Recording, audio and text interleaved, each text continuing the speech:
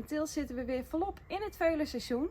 In deze KVPS-vlog ga ik langs bij Margée Emmens. Zij hebben verschillende pleegmerries staan en ik ben eigenlijk wel benieuwd hoe dat in zijn werk gaat. Gaan jullie mee? Zoals ik al vertelde ben ik in deze vlog op visite bij Margée Emmens.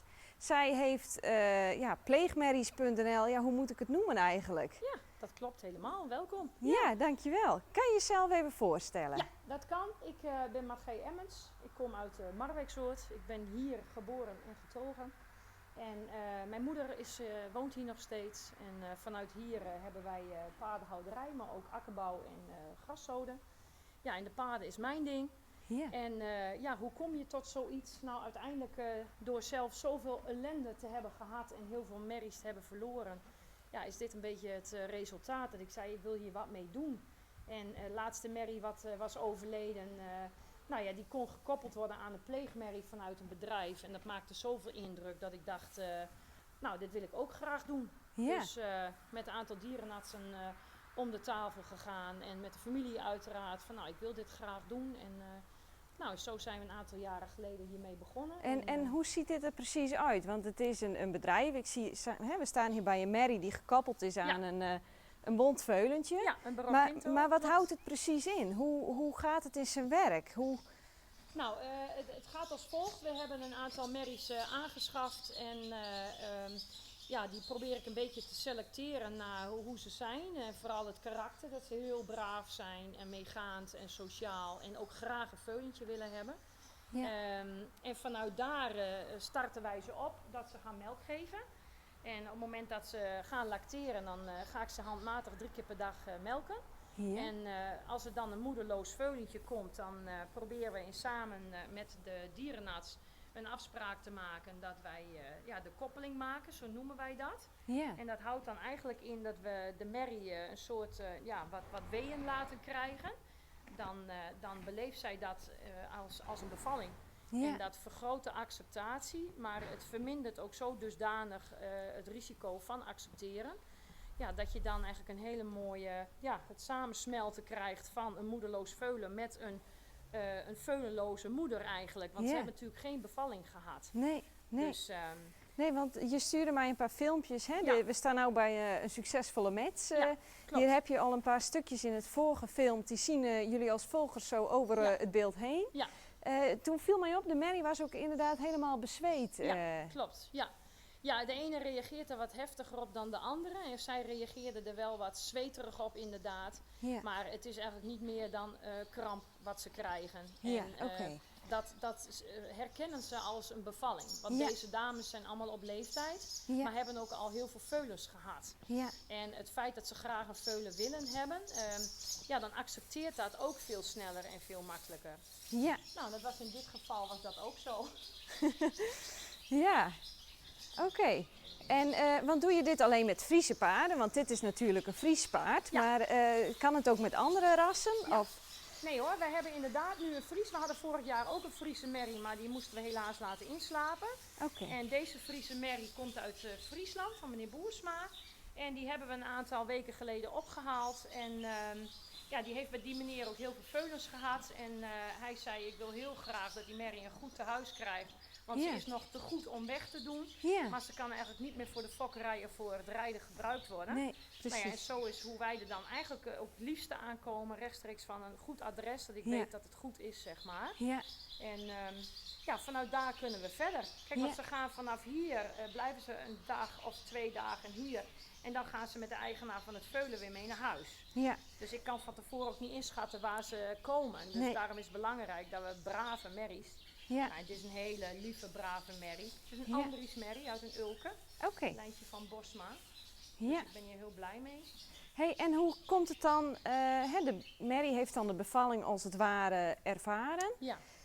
En dan doen jullie het veulen dan erbij in de box en laten jullie het op zijn beloop? Of, Nee, dat begeleiden we allemaal. Het is heel belangrijk dat zo'n veulen gelijk onder het uier schiet en goed gaat drinken. Ja. Op het moment dat dat gebeurt, dan komen de hormonen ook echt los. Dus de lactatie komt dan optimaal. Ja.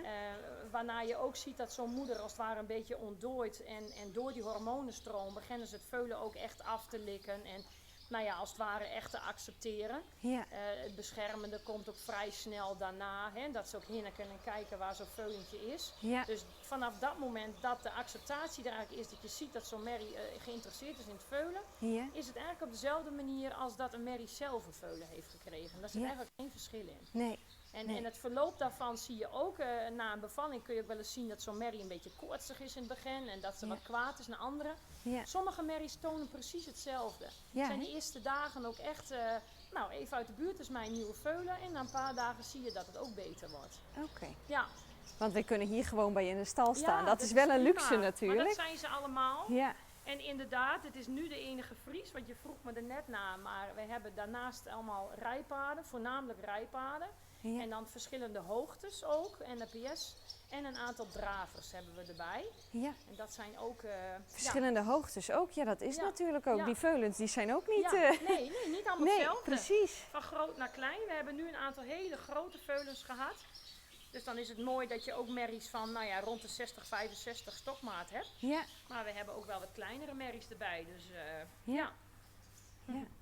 Hey, en dan zijn ze 1, 2 dagen bij jou op stal? Of Ja. gaan ze direct met de eigenaar mee? Of... Nee, we laten ze wel even een paar dagen acclimatiseren. Want die veulens hebben toch nog alles een geschiedenis. Ja. Het meeste wat binnenkomt is toch net geboren.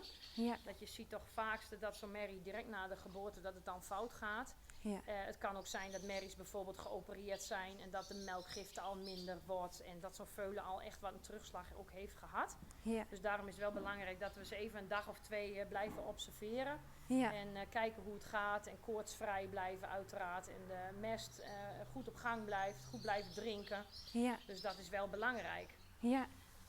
En dan mogen ze met de eigenaar mee naar huis. Klopt. Ja. Stellen jullie dan ook iets van een contract op? Ja, Of ja. zeg je alsjeblieft? Nee, we hebben inderdaad een goed contract erbij waar ook in staat dat ik ook blij met mijn merries ben. En Ja. dat ze inderdaad ook, dat ik ervan uitga dat ze ook goed om ze denken. Ja. Dat ze op tijd een keer de hoefsmid krijgen. En nou ja, Ja. dat ze zijn verzekerd voor Ja. het geval dat. En nou ja, dat het allemaal goed ingedekt is, zeg Ja, maar. precies. Ja. Ja. Begrijpelijk. Ja. Ja. En hoeveel veulens kappel je per seizoen of per jaar? Wat voor voorstelling? Ja, nou we hebben vorig jaar 18 veulens gekoppeld. Oké, En we dat hebben zijn nu best 5 veel. Ja, dat is best veel inderdaad. Ja. En toen hadden we de merries eigenlijk op. En toen heb ik best nog wel Aanvragen gehad. aanvragen gehad. En ook vrij laat wel, in juli ook nog. Ja. Oké. Dus we hebben nu 25 merries. Dus we hebben nog wel een aantal mensen achter de hand. In die zin dat ze zeggen van nou, als je echt tekort komt. En dan Gebruik heb ik die nog van ja, ons. precies, Ja, heb ik nog een paar precies. merries staan. Ja. Ook een klant die hier kwam met de veulen en die meneer die heeft heel veel paarden. Dus hij zegt als je echt aanzit, want dit vind ik zo mooi. Ja. Dan heb ik nog een paar merries staan die ik niet laat dekken. Ja. Dus dan kun je die gaan gebruiken. Goh. Dus dat is natuurlijk wel heel fijn. Ja. Ja, luxe. Ja, Ja. eigenlijk wel. Ja. Ja. Ja. Goh.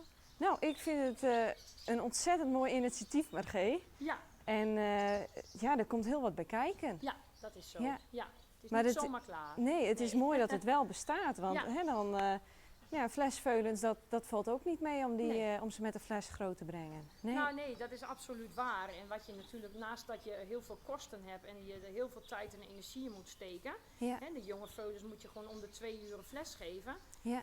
Worden het ook echt mensenpaden. En dat is nu Ja. wel leuk om ermee te spelen. Hè, dat sommigen wel doen, maar als ze 3 jaar zijn is dat natuurlijk niet Nee, niet nee, nee, bevallig. nee. Ze nee. moeten wel paardenveulens blijven, Ja. zeggen wij En nou altijd. hebben ze wat de opvoeding van Ja, ja, de pleegmoeder. precies. Ja. Ja. Nou Margee, bedankt dat je mij even te woord wilde staan. Hartstikke goed. Dat ik welkom ben op jullie terrein. Helemaal goed. En ik hoop dat onze volgers ook een idee hebben gekregen wat er allemaal komt kijken bij de pleegmerries en hoe het eruit ziet. Ja. Dus dankjewel. Jij ook bedankt. Volgens mij hebben we zo van Margee mooie beelden kunnen zien hoe dit in zijn werk gaat met het gebruik van een pleegmerrie. Bedankt voor het kijken allemaal en tot de volgende keer. Doei!